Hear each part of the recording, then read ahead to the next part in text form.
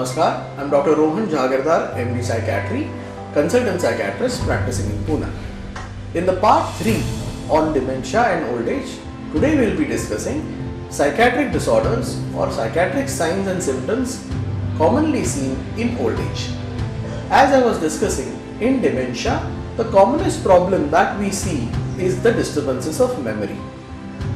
There is something called as senile memory loss or mild cognitive impairment. Mild cognitive impairment. This is seen in all of us or could be seen in all of us beyond age 60 or beyond age 65.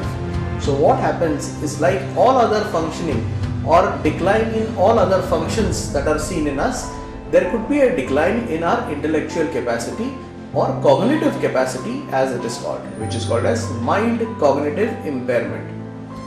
Just because I have mild cognitive impairment, does that mean I have dementia? No, I don't. For that, if you practice regular intellectual activities, keeping your brain alive or keeping your brain active as we call it, these mild cognitive impairments can go away. So for that, you can practice multiple things like reading of the newspaper, solving puzzles, etc.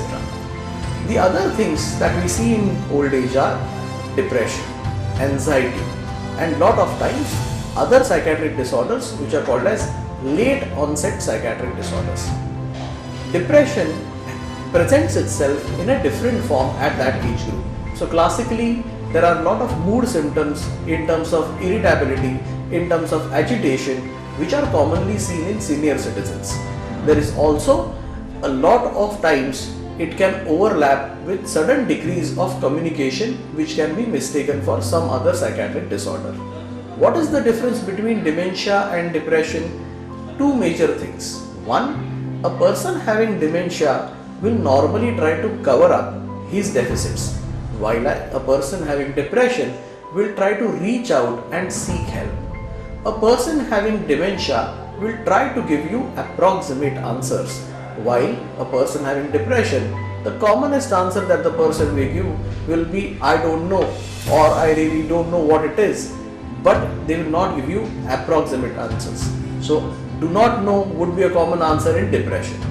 A person having depression will classically demonstrate more mood symptoms, and a person having dementia will classically come to you with difficulty in day-to-day functioning or will be brought to you by his relatives with problems of day-to-day functioning. Symptoms increasing post-evening is called as sundowning, which is also more seen in people having dementia and depression, but more in patients having dementia. The other signs or other common symptoms in old age group that we see is late onset psychosis. This also can overlap with symptoms of dementia.